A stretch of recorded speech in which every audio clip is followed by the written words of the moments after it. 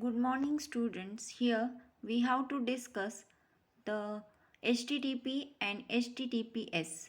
HTTP stands for Hypertext Transfer Protocol and HTTPS stands for Hypertext Transfer Protocol with SSL.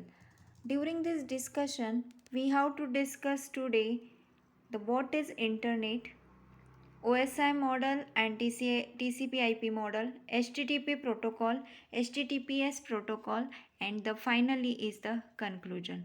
Now let's discuss the what is mean by internet. Now internet is when the people want to meet a new people, do exciting things, shop at a convenience, explore the new world, want to stay at home too. You can do simultaneously when you go online. The internet is a global system of interconnected computer networks. www, email, social networking, file transfer, online chat, commerce, teleconferencing, VoIP, video on demand, etc. All these are the examples of internet.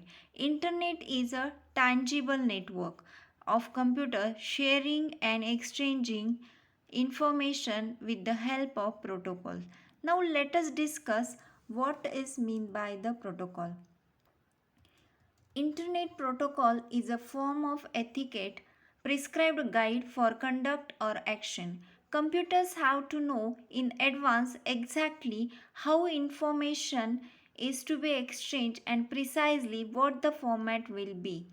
Internet protocols are the standards designed to specify how computers exactly interact and exchange more messages over the internet. Protocols usually specifies it in the two form, the format of the messages and how to handle the errors. To simplify the design and implementation of protocols, designer have decided to design a set of protocols. Each has a different responsibilities. Instead of one protocol is responsible for all forms of communication.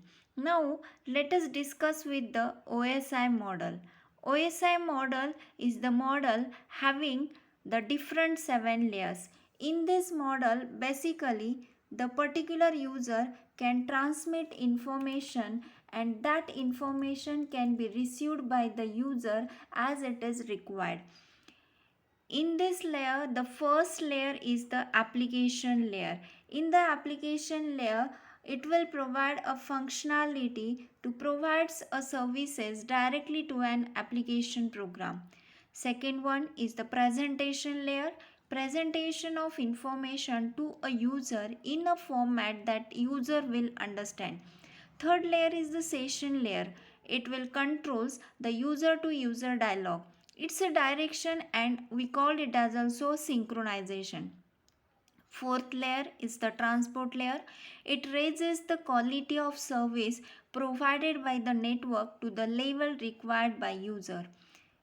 After that, there is a network layer. The main function of this network layer is choosing the next node in the network and the link to it. Packages output with the correct network address information. Second last one is the data link layer. It will controls the flow of messages on the chosen link. Last one is the physical network. Physical network connecting to the physical medium that provides the link. So here these are the 7 important layers. That layers will be helpful for the user to transmit their information from one place to another place, and whatever information has been transmitted, it will be exactly the sender will send it. After that, the next will be the TCP/IP model. If you see the above diagram, TCP/IP model will consider the 7 layers. Again, that 7 layers is composed in this particular TCP/IP model. This model is a condensed version of the OSI model and only has a 4 layers. TCP/IP protocols are considered to be standards around which the internet has been developed. The OSI model, however, is a generic protocol independent standard. Here there are two important layers. It is a condensed version. That's why upper layer consider the application layer, presentation layer and session layer. And in the lower layer, there are transport layer, network layer, data link layer and physical layer. If you take the example, application layer include the protocols HTTP, FTP, SMTP. In the presentation layer, document will be stored in the JPG file, GIF file, MPEG file. Session will be created with the help of AppleTalk, Winstock. For the transportation, they are using TCP, UDP and SPX protocol. Here are the network layer has been managed by IP, ICMP, IPX and router. Data link layer will link the particular uh, data link layer will be link the particular transmission or control the flow of messages on the chosen link of Ethernet ATM switch bridges. And last one is the physical layer that will connecting to the physical medium that provides the link with the help of Ethernet token ring and hub repeated. So this is regarding the HTTP IP model. Now let's discuss with the HTTP model. HTTP means what? The Hypertext Transfer Protocol. HTTP provides basically a set of rules and standards that govern how information is transmitted on the World Wide Web. Computers on the World Wide Web use the Hypertext Transfer Protocol to talk with each other. If you see the above figure, here the web browser will send the request to the web server and web server will gives the response to the web browser. Means if we write in the URL address as a http://www.google.co.in. In this example, the first part of an address URL of a site on the internet signify a document written in a hypertext markup language, that will be your HTML. Now, the HTTP is a client server protocol by which two machines communicating using a reliable connection oriented transport service such as the TCP. A browser is an HTTP client because it sends requests to an HTTP server. We called it as a web server, which then sends response back to the client. We see in the figure, we see this in the above figure also. An HTTP server is a program that sits listening on a machine's port for HTTP request. And the standard port for HTTP servers to listen on is 80, though they can use any port. Now, HTTP can be implemented on the top of any other protocol on the internet or on other networks. HTTP only presumes a reliable transport. Any protocol that provides such a guarantees can be used. For example, is the TCP. Now, if we say the HTTP is a stateless protocol. The lifetime of a connection corresponds to a single request response sequence. Now, an HTTP client opens a TCP IP connection to the server via a socket, transmit a request for a document, then waits for a reply from the server, and once the request response sequence is completed, the socket is closed. There is no memory between client connections. The pure HTTP server implementation treats every request as if it was brand new. HTTP pages are stored on your computer and the internet caches. The pages load faster, but they are stored on a systems that you potentially don't have control over. For example, ISPs, caching proxy. These are the example of the HTTP. Now, let us discuss how HTTP works. See, there is a client, there is a server. Client will send the request and server will respond for the client request, and everything has been managed with the stipulated time period. So this is the basic workout has been performed when the particular information sending from one node to another. HTTP server is implemented by Apache HTTP server like a Microsoft IIS, Jigsaw, Zope, etc. Each client server transaction, whether a request or a response, basically consists of three main parts. One, a response or request line. Now you are seeing here that particular request line as well as response line. Second one is the header information that will be shown in the diagram, and third one is the body of that particular information. So this is regarding that when the particular information has been sent or perform the particular client server transaction, it may be a request or it may be a response. It will be divided into three basic main parts, that is a response, a request line, second one is the header information, and third one is the body. Now let us discuss what are the advantages of HTTP. HTTP is a platform independent, allows straight cross platform porting. No runtime support required to run properly. It will usable over firewalls. Global applications are also possible. Not connection oriented, there is no establishment of a connection. No network overhead to create and maintain a session state and information. So it is a very easy way we are using the HTTP. Similar to the advantages, HTTP also have the different limitations. Let us discuss the limitations of HTTP. It is for related to the security concern. First one is the privacy, that is anyone can see the content. Second one is the integrity. Someone might alter content. HTTP is insecure since no encryption methods are used. Hence, it's subject to man in the middle and eavesdropping of sensitive information. Authentication, that will be a not clear who you are talking with. Authentication is sent in the clear. Anyone who intercepts the request can determine the username and password being used.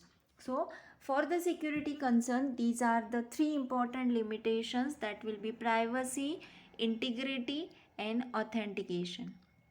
Now, next limitation is a stateless, that is need state management technique to maintain the information across multiple request response cycles. Now, this is overall discussion with the HTTP. Now, you all are aware about the hypertext transfer protocol. Now, let's discuss with the another protocol. We called it as a HTTPS. That is, it stands for Hypertext Transfer Protocol over a Secure Socket Layer, or HTTP over SSL. That is, for the security purpose, we are using here SSL as a Secure Socket Layer. It will be situated between application and transport. Application is your HTTP, transport is here we are using the TCP IP as a protocol, and in between there is a security layer, we called it as a SSL. SSL acts like a sub layer under regular HTTP application layering. HTTPS encrypts an HTTP message prior to transmission and decrypts a message upon a arrival. That's very important. That is, it encrypts a message prior to transmission and decrypts a message when the message has been arrival. Now, HTTPS is a by default uses a port 443 as opposed to the standard HTTP port of 80.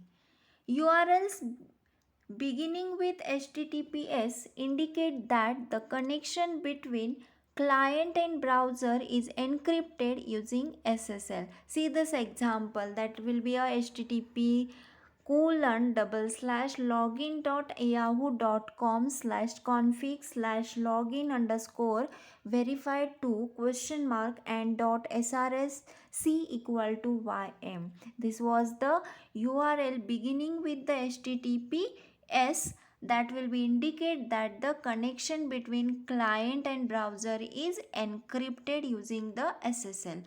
Now SSL transactions are negotiated by means of a key based encryption algorithm between the client and the server. This key is usually either a 40 or 128 bits in strength. That will be the higher the number of bits, the more the secure the transaction. Now, why we need the SSL? If you have an online store or accept online orders and credit cards, you offer a login or sign in on your site. You process sensitive data such as address, birth date, license, or ID numbers, or if you need to comply with privacy and security requirements. For that situation, we require the SSL. Here, the certification authority, we call it as a CA, is an entity that issues digital certificates for use by other parties. It is an example of a trusted third party.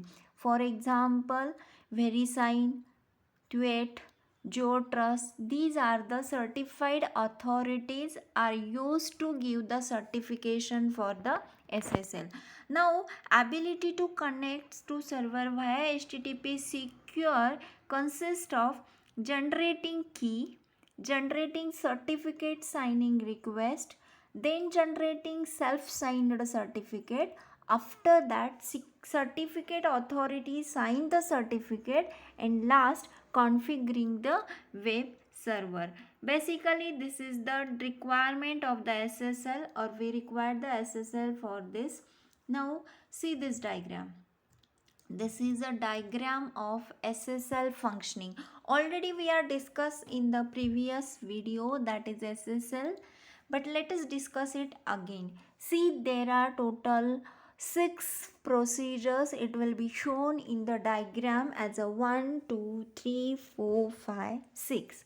See the one by one. Now first one number.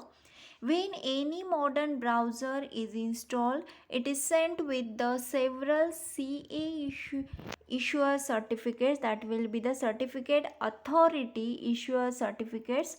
These issuer certificates contain a public key for the issuer among other information.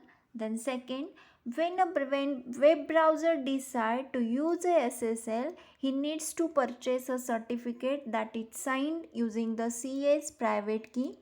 Then third step, the web browser starts a connection to an HTTP site. Along with this request, the client sends all supported encryption schemes. After that, fourth step is, as a response to the web browser connection request, the server sends a copy of the certificate from step 2. Along with this transmission is the server's answer to the encryption negotiation. Then fifth step, once a certificate is downloaded, the signature of the certificate that was signed using the CS private key is checked using the CS public key installed in the browser in step 1. And step 6.1 is the connection succeeds. The client can now download and upload to the website with the security of encryption. So this is overall regarding the SSL and how SSL will be work. It will be work in the 6 different steps. We see this one by one already. Now next will be the SSL handshake. See this diagram, very important diagram was there. That is how the SSL handshake will work. A HTTP based SSL connection is always initiated by the client using a URL starting with HTTP colon slash instead of with the HTTP colon double slash. Okay, remember it. That is, your URL is always start with the HTTPS colon double. See, the first client issues the secure session request. See the in the URL address, first starting URL address with the HTTPS colon slash. At the beginning of a SSL session, an SSL handshake is performed. This handshake produces the cryptographic parameters of the session, and here is the diagram shows the simplified overview of this transaction. See, first the client issues the secure session request. After that, server sent X.509 certificate containing the server's public key. After that, client authenticates certificates against list of known CAs. If CA is unknown, browser can give user option to accept certificate at user's risk. After that, client generates a random symmetric key and encrypts it using a server's public key. And last, client as well as server both know the symmetric key and encrypt end user data using a symmetric key for duration of the session. This is regarding the overall SSL and SSL handshake. After that, we will turn to the how SSL overcomes HTTP security concern. See, secure socket layer technology protects your website and makes it easy for your website visitors to trust you in three essential ways. First, privacy, second, integrity, and third one is the authentication. Privacy. In the privacy, an SSL certificate enables encryption of sensitive information during online transaction.